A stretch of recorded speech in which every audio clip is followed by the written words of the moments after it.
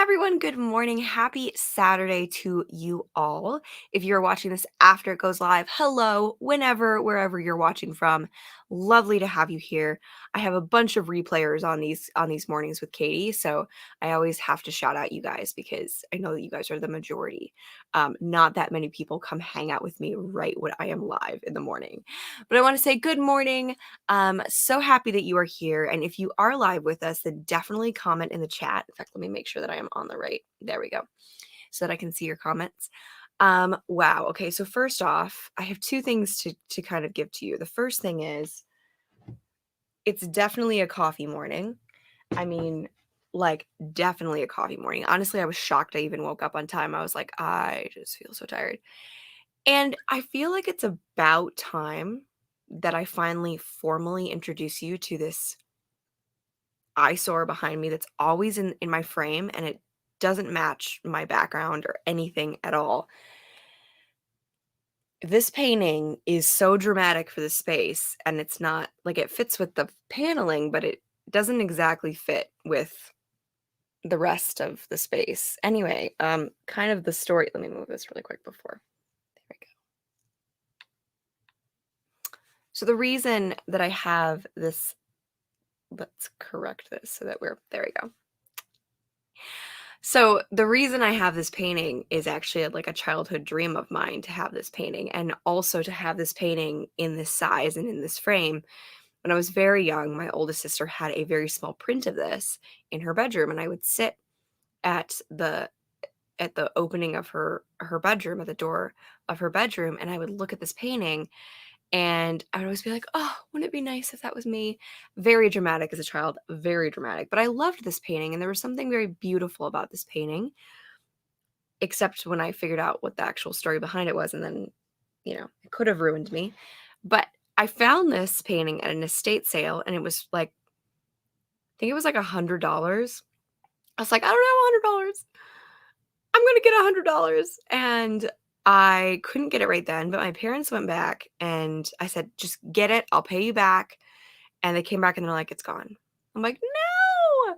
And clearly, like, it wasn't meant to be, but I was so sad because I loved this painting. It was so beautiful. And it just, the minute I walked into the room, I was like, oh my goodness, like childhood. Whew. You know those moments where you just like childhood just comes in and you're like, anyway, what I didn't know is that my parents had bought it that day. It had gone down to $50, and my parents had bought it and totally forgot about it. And a year later, we were cleaning out the guest room, and under the bed, we pulled out. Mom's like, what is this? I'm like, oh, what? So it belongs down here because it's a part of my childhood. And every time I come into this office, I'm thinking, I get to be her every single day, and I don't have to make it up and pretend I am her all the time.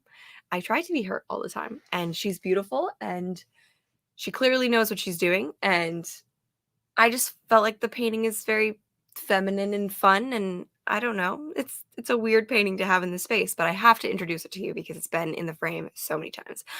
Okay, that was literally like several minutes of randomness. Let's jump right into the video at hand. To be honest, this morning is probably going to be a little bit miscellaneous, but it's going to have a lot of really amazing value. So I'm going to timestamp down below so you guys could skip all that and jump right into the content right here. Okay, so today we are talking about, we're asking the question, how do I create content consistently? For those of you who are just starting out on YouTube, for those of you who have been doing it for a couple months, you might be like, Katie, I have not found a groove, and I'm trying to figure out how to make this all work.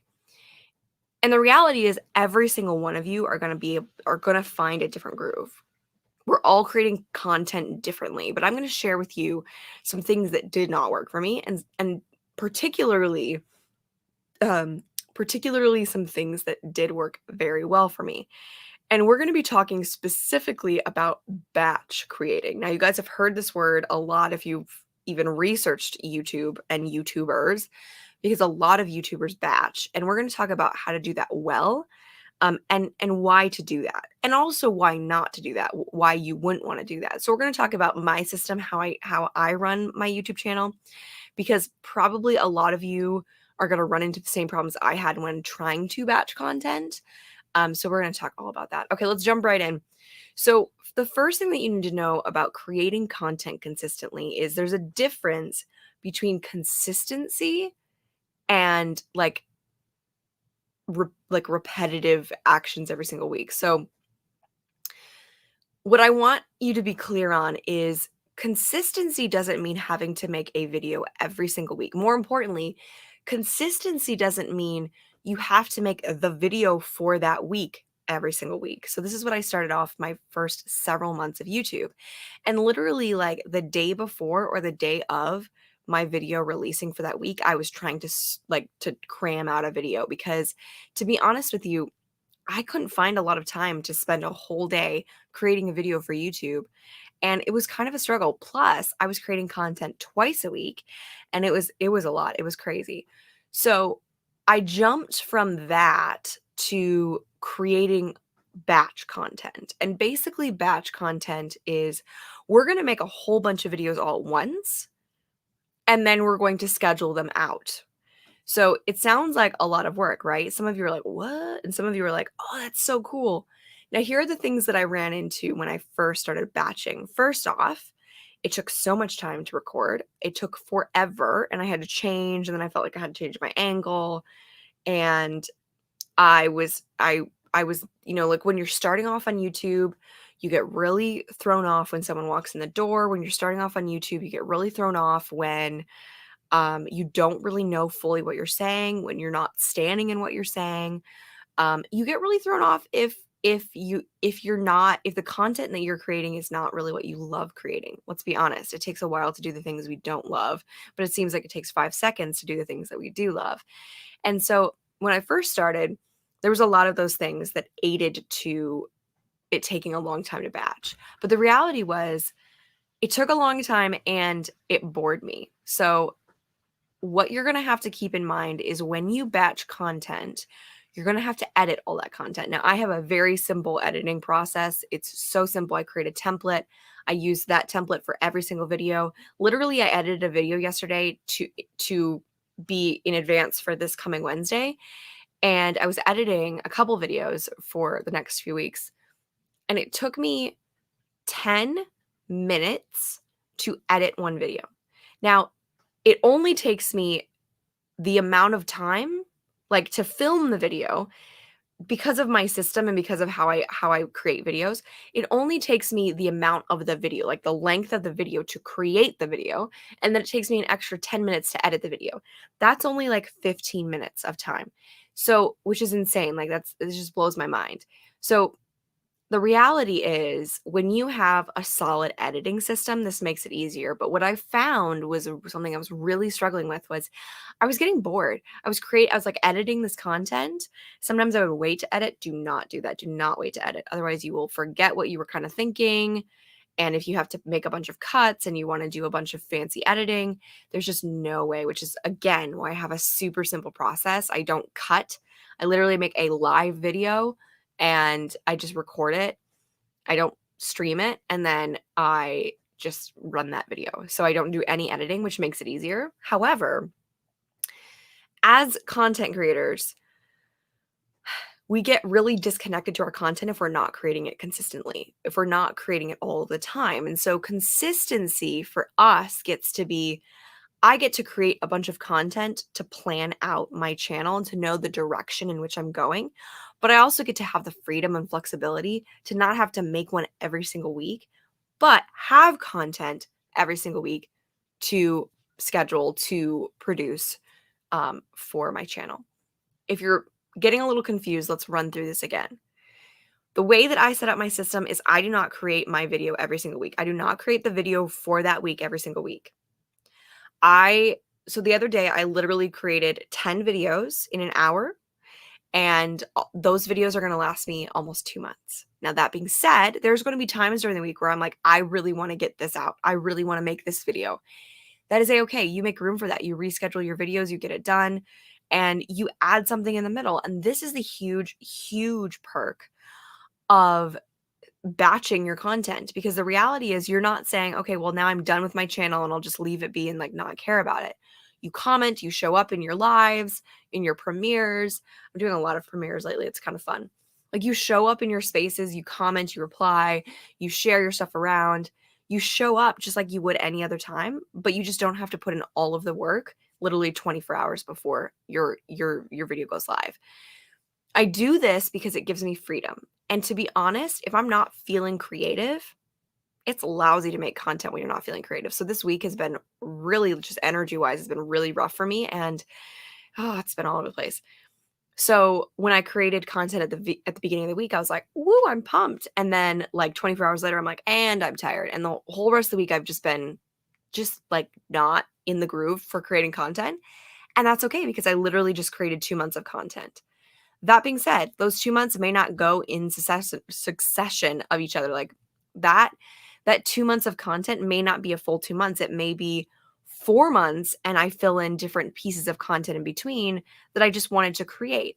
But the huge perk of batching your content is giving you that freedom and flexibility and giving you a rest creatively. I burned out massively about 4 months into YouTube, and I had to take a break, and then I came back, and then I took another break, and the reason being, I was creating a video every single week, twice a week. I was creating a video twice. I keep on forgetting that I did 2 videos a week. That's crazy. I was creating a video twice a week for YouTube, and normally it was like, everybody leave me alone. I can't do it with people in the room. I literally created those 10 videos with my sister in the room, like whatever, right? Like you get more comfortable with it as you move forward, and that is a huge blessing of continuing to do YouTube. But I just want you to understand, when we talk about consistency, we're not necessarily talking about creating a video every day or every week, or every month. We're talking about getting in the groove of being able to put out multiple pieces of content onto your channel and not have to like be there the whole time. Like, we get to streamline, we get to automate the process so that we can stay connected in the places that we actually get to be with our people. One of the things that I have found to be true in my business, in my YouTube channel, in my life, is that I love people. I love being with people. I love to have the freedom and flexibility to focus and prioritize my time on my clients, on my audience, on you guys, like on my people. And if I'm doing editing and all of this other, like I source it out. Like when I'm doing all of this stuff and it's taking a long time, it makes me bitter. It makes me um like just sort of upset at how much time it's taking me to create this content. And so I have to learn how, okay, how can we streamline this and let go of the perfectionism and just get the content out there, which is a huge part of my new system, which I will be sharing very soon on the channel. One of those 10 videos I recorded in one day, and you'll see it, like I'll have the same setup, but like I'll change clothes or whatever. It's kind of fun if you know that I'm batching, because you'll be like, "Ooh, ooh, ooh, her hairstyle did not change." Batching is such a helpful thing, but when I first started YouTube, I struggled with batching because it took forever to create a video. And here's where I want to just jump in really quick and say, you know what? If you are struggling with your setup, if you are struggling with you just don't have eyes on your channel, and you're like, I don't know what I'm doing wrong, then I would love for you to get on my email list. If you go to my actual channel, in the banner, you're going to see, I need to actually look and see what it says. You're going to see a lovely little tag in the top of my video. I hope my video doesn't play. Don't play video. You're going to see a little tag that says click here and get access. And that is, you're getting access to an amazing Facebook group and my email list. And I'm going to give you so much value.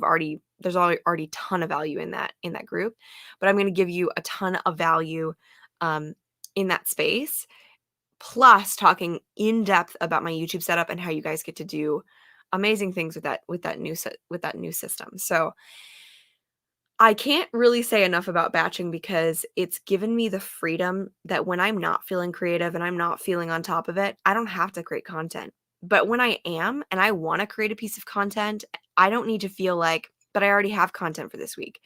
No, literally, like if it fits into what you're sharing and the consistent theme that you're sharing right now, jump in, do a live, like show up in your channel. Honestly, this is your space. Yes, does YouTube have this amazing algorithm? Yes, are there certain things that YouTube doesn't like? Sure. But the reality is, this is a space where you get to creatively like be present. This is a space where you get to show up. And honestly, you're the CEO of your content. Do you own YouTube? No, you do not own YouTube. Do you rent YouTube? We all rent YouTube, just like we rent Facebook and we rent Instagram. My business coach a couple months ago, she was the first one that I've ever heard say that. She's like, "We don't buy, we rent." And I was like, "Oh, that's so powerful," because I'm always thinking, you know what? I have my videos all backed up. I have storage. They're in spaces where they are mine. Even live streams, like I'm thinking, okay, like this is one of the reasons why um I'm not attached too much to my live streams, but my recorded content is like that's the stuff that has like just I make sure that I actually have storage and I actually have those backed up, because you know what, if YouTube shut down, I need to be able to have my content and put it somewhere else, put it in the next video platform. All of this being said, the reality is you got to think about your setup. You got to think about your system of how you create, and giving yourself the freedom and the flexibility, but also the connection to your audience. You're going to know how frequently you need to make content. So for me, because my YouTube channel is very connected to my business, I'm connected to it automatically. I do these lives on Saturdays. I'm very connected to my audience here. So I don't feel like just because I created 2 months of content, I'm going to be disconnected from this space. I watched my premiere last Wednesday. I was at work and I had my headphones on and I just watched my premiere, and honestly, this is the first time in my life I've actually been able to watch my own content. And I think that's huge because once you're creating a system where you're comfortable with it, I think honestly, the biggest reason why I didn't like watching my content was because I'd spent hours and hours on that sequence, hours and hours on that piece of content. And I didn't like how it looked. I wanted it to look different. And now I've kind of let go of that perfectionism and it's just what it is. And now I'm like, ah, it's fine. I can look at this. I can watch this. Um, it gives you the freedom and you get to choose how often you make content for. Like you may be, I want to make a month's content. You may be like, I want to make 2 weeks content and then I'll just do it every 2 weeks. You may be like, I want to make like 4 months. I wouldn't recommend doing more than that for sure, because there's going to be times where you want to shift or grow, or your audience needs something that you haven't actually like looked at.